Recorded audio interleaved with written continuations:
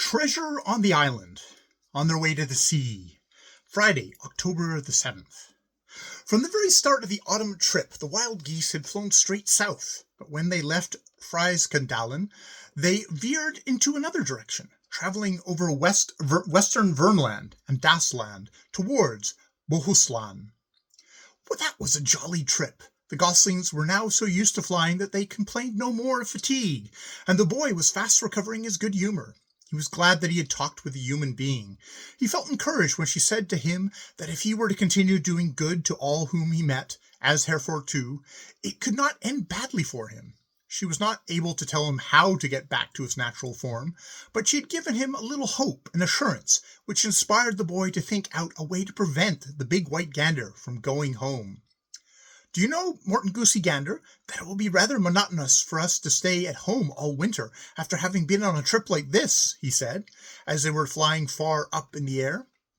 "I'm sitting here thinking that we ought to go abroad with the geese." "Surely you are not in earnest," said the Goosey Gander. Since he had proved to the wild geese his ability to travel with them all the way to Lapland, he was perfectly satisfied to get back to the goose pen in Holger Nielsen's cowshed. The boy sat silently a while and gazed down on Värmland, where the birch woods, leafy groves, and gardens were clad in red and yellow autumn colors. "I don't think I've ever seen the earth beneath us as lovely as it is today," he finally remarked. "The lakes are like blue satin bands. Don't you think that it would be a pity to settle down in West Vemmenhog and never see any more of the world?"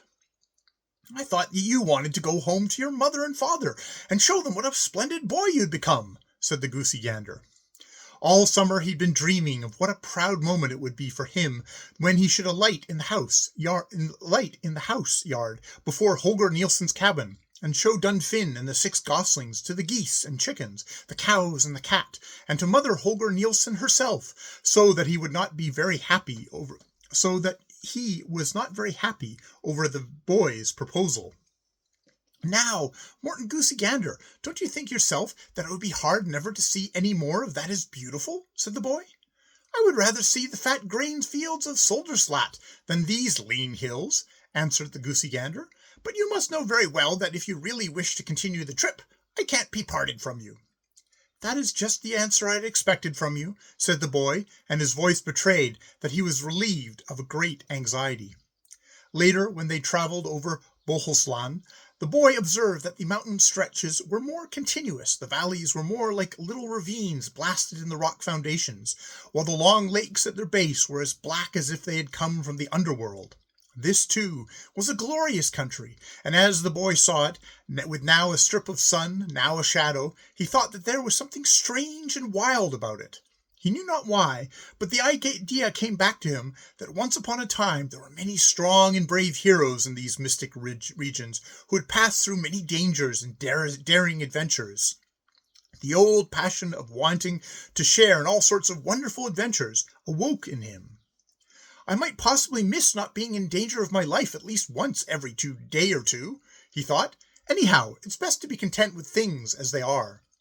He did not speak this idea to the big white gander, because the geese were now flying over Bohuslän with all the speed they could muster, and the Goosey Gander was puffing so hard that he could not have had the strength to reply.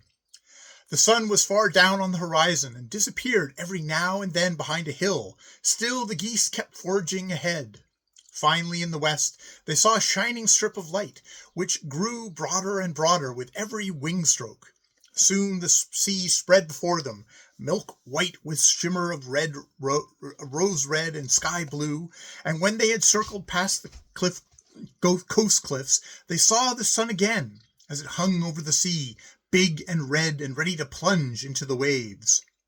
As the boy gazed at the broad, endless sea and the red evening sun, which had such a kindly glow that he dared to look straight at it, he felt a sense of peace and calm penetrate his soul. "It is not worth while to be sad, Niels Holgersen," said the sun. "This is a beautiful world to live in both for big and little. It is also good to be free and happy, and to have a great dome of open sky above you."